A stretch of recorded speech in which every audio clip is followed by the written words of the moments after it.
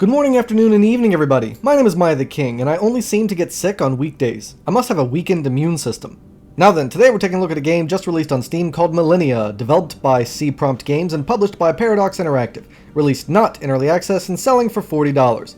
So this game touts itself as a 4X strategy game with turn-based mechanics. It states that you can create your own nation and will challenge your strategic prowess across 10,000 years of history.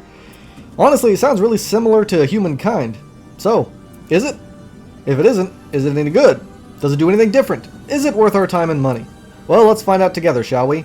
So as always, we'll go into the good and the bad, followed by my final thoughts, and up first, also as always, is the positives. Okay, so up first for the positives is the gameplay. The gameplay is both good and bad, but I can't decide on how best to describe it, so let's just start with the good. So overall, the gameplay isn't that bad. Basically, the gist of the game is you selecting a nation you want to play as, like the Civilization games. Each comes with a unique starting bonus. You then hop into the game as cavemen and have to advance slowly through the ages, unlocking new technology, exploring different lands, conquering new lands, and slaying your enemies. The best way to sum up the gameplay is like if you took the Civilization games and the Humankind game and you combine them together, this is what you would be left with. That's the best way to sum it up. It's turn-based, it has diplomacy with other nations, but in this game there are also minor factions, minor nations, who don't get a flag per se, but you can still initiate diplomacy with them. You can turn them into vassals or allies or just crush them. You can stack multiple units on one tile, creating an army. Your units can be upgraded two different ways. One way is upgrading them from caveman clubbers to Bronze Age spearmen, and the other way is upgrading them into a leader status, like a leader unit. Leaders will improve the overall stats of the army they are part of, so it's good to always have a leader with each army. You can also mix and match different unit types together, so you could have 2 Spartans and 2 archers in one army, adding to each other modifiers to make the army more effective. Also, the game did introduce something really cool that I have not yet seen in a game like this, which is a little video simulation screen showing your armies fighting each other. It's a little lackluster and basic, but it's still a cool idea, and something I didn't even know I wanted until I saw it. It really makes the battles feel more epic and more heart-pounding, so that's a really cool feature I'm happy to see. You've got all these different kinds of trees that you can fiddle around with, and when I say trees, I mean like skill trees. You've got a technological tree, a resource tree, a culture tree, a diplomacy tree, so many trees it's like you're living in a forest. Each one giving you in-depth details about every single little tiny faucet of possible information you could ever possibly want or not want. Your cities can spawn towns, which increase their population, taxes, income, and other resource income like production or culture. You can improve any tile with appropriate constructions without even needing a builder. Your towns automatically have defensive forces inside them, so you don't need to worry about placing an army on every single town or city to keep it safe. And boy, oh boy, could I keep going. Basically, to sum up, it's a strategy 4X game, and it's what you would expect in terms of gameplay that, you've played with other ones, and it does a lot of things right here. Next up for the positives is the length and replayability, along with the game's ingenuity, along with pop-up events forcing you to make leadership decisions, and along with the cool little simulated video of each battle. The game comes with many different types of non-combat oriented units who each have different roles. You can have a vassal city and adopt them into your kingdom, but until then you don't even control them, they just give you tribute. You can create outposts as like scouting lookout places and then turn those into cities eventually. You can add towns to your borders, thus expanding your borders. Then you've got the length of time and the replayability. I don't know about you guys, but I constantly find myself returning to good versions of games like these because they're always fun to replay. This one has that possibility as well. And as for the length, well, after almost 2 hours, I only barely made it to the Iron Age and didn't really get to do much there. And I'm assuming this game will take us into the near-distant future, so I still have a long way to go. And you can imagine those little combat cutscenes, but with tanks and planes? I mean, can you imagine that? Or what about with mechs and lasers? Man, I hope there are lasers in this game. So, yeah, it's got those things in spades. And last but not least for the positives is the stability. The game never broke, never crashed, never dropped frames, and never froze. As far as I'm concerned, and with my playthrough, the game played smooth as butter. Now, that was for me. You might experience something different, but I personally didn't experience any kind of bugs or game-breaking glitches at all. Okay, so that's all I got positively to say about the game, and one of those is also going to be the negatives, so let's get into that. But before we do, I could really use the support of you guys and girls out there. The only way for a YouTube channel to get views and get more public and get more mainstream is if it's already getting views. It's a paradox, I know. So along with liking, commenting, and subscribing, which do help, the biggest help is if you could help spread the word of my channel and my content online. I really need y'all's help to grow, and I'd very much appreciate it if you would decide to help me out today. Thank you.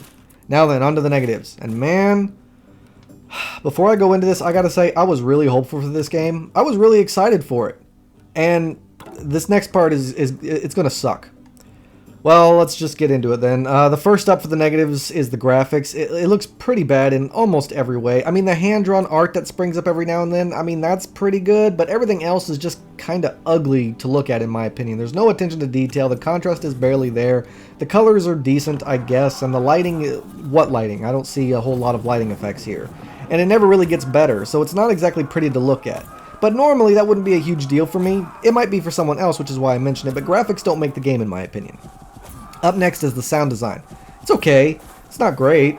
The sound effects are average and repeated. The music is grand, like big, but it's also kind of generic and, you know, you'll forget about it after you're done playing. I didn't want to put like the sound in either the negatives or the positives, but something about it was standing out to me in a wrong way and annoying me, so that's why I decided to put it in the negatives. Next up for the negatives is the gameplay. I did mention that earlier, so here it is. The gameplay is ridiculously confusing and stressful. I play 4X games a lot, and they normally have a pretty steep learning curve, so I'm used to that kind of stuff. And every time I go into them, I focus, I pay attention, I slow down, and I actually try to study them so I won't be confused, can learn the game, and can start playing it and having fun. Despite me studying this game, paying attention, and playing it slowly and rereading different tooltips, I still found myself lost and wondering what was going on. I'll have random little icons on my cities with no explanation of why they're there or what will make them go away. The combat seems oddly imbalanced in some ways that makes no sense. I've got 3 Spartans in this army right here, the best military unit during the Bronze Age, and they are struggling against random barbarians 1 tech level below me. What? How does that make any sense at all? Or I'll have crossbows having a tough time taking out random archers. Then you've got the economy. Damn it, if it made more sense then this would be so much easier, but why is it with a high population and high production value my units are still taking 300 years to be built? It makes no sense. As for diplomacy, that's a laugh. It's barely there. The only kind of diplomacy I saw in this game was, hey, I'm the Ottoman Empire. Followed up a few turns later with, hey, I'm the Ottoman Empire and I'm declaring war on you.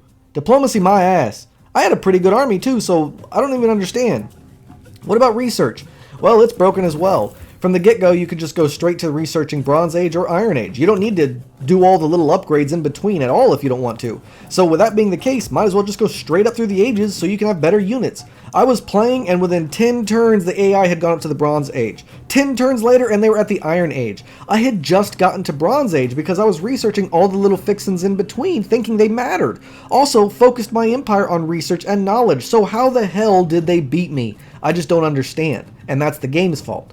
The little cutscenes you get start to get annoying when you're trying to play quickly, which I was after the AI unfairly destroyed me in my first playthrough and I had to start over. Also, how were they able to expand so fast, upgrade so fast, build a massive army so fast, and then destroy me so fast? I wasn't even in 50 turns yet and they've already got this massive empire. How could they do it? I literally studied the tutorial and I did everything the game told me to do and they still trumped me within minutes. I don't understand. The gameplay basically had its good moments and its bad moments. The good moments are basically the foundation of the gameplay. Everything here looks good on paper, but the bad moments are when you're actually trying to play and trying to bring things together. When I play one of these games and ignore all logic and just focus on like one particular resource, and you can start to dominate with that resource. Like, for instance, if I just focus on food and growth, then my city should be flourishing, which is what I was doing during my first playthrough. And then, for no reason that I could find, I was actually losing population. And of course, I had no idea why. Next up for the negatives is the tutorial. It was absolutely awful. It explained nothing and yet it tried to tell me everything. It gave me too much and I hate it when games give you too much information. I do not need 5 frickin' paragraphs to learn that I need food for my cities to grow. That should be obvious at this point. But then when I need to know about this icon, why it's here, what it's doing, how to make it go away, what caused it, they give me nothing. No information about that at all. And now my city is dying. The user interface is next, along with its overall inner mechanics. So the game's online capabilities don't seem to be working currently. I didn't test it because I didn't have anybody to play with, but everyone online is talking about how it's not working, so that figures. But as for its UI, it's awful, it's ugly, it's overcrowded, and it's confusing, and I hate games that think if they just add a buttload of information to the screen, it'll make people happy. No, it still needs to be coherent and look good because it's what we'll be staring at for the next 6 hours. And let's not forget the lack of shortcut key bindings. Yeah, let's just forget those and don't have those in your game. Make everyone use the mouse for every little click. That won't get annoying fast. Also, you can't adjust or edit the world in any way. You can't change game settings or create an unlimited mode. I mean, those are just the basics of these games, so you can literally set up the exact game you want to play, and it's not here at all. I mean, come on. And last but not least for the negatives is the price. I'm sorry, but with this level of quality, yeah, $40 is a ridiculous amount of money to spend on this. Where exactly is the $40 going to? Where's the $40 quality here? Is it in the graphics? No. The sound design or voice actors? Nope. The epic gameplay? Nope. The intuitive game design that does something different from any other 4X game? Nope. Then why the hell am I paying $40 for this? Alright, so that's all I got negatively to say about the game. Time for my overall thoughts. Look, the little cutscene of battles is super cool. The idea of all these different aspects of governing coming into play is a really good one, but literally everything else about this game is just a giant pain in the ass. I was frustrated, confused, lost, and I wasn't having any fun while I was playing due to those three feelings. And it sucks because I love playing games like this. Civilization is one of my favorite games to play, and I was hoping this one would be the next big one for me to sink all my time into. But as it is currently, I would highly recommend you just avoid it for right now. Maybe if it goes on discount for 50% off and you're desperate for a new 4X game, then be my guest and try it out then. But it's not worth $40. I can't think of anything in this game that would make it worth $40. It's not worth my time, and it needs some serious adjustments before I'd even ever think about giving it a second chance. There's just too many things wrong with its fundamental gameplay and design that makes it not very fun or coherent for a game like this. You need those two things. Two things that are absolutely required. The gameplay components have to be in line with each other, aka coherent gameplay, and it needs player retention. The whole joke about Civilization with the just one more turn, just one more turn, just one more turn, that addictive gameplay loop, that retention that keeps you playing far longer than you planned because you just need one more turn. This game lacks both of those things in my opinion. So, that's it. That's all I got. Thanks so much to everybody for tuning in, with a special thanks to those of you who stuck around to the end. If you have any questions or concerns, please let me know in the comments down below. Don't forget to like and subscribe, and I can't wait to see you all again on my next adventure. So until then, I bid you all farewell.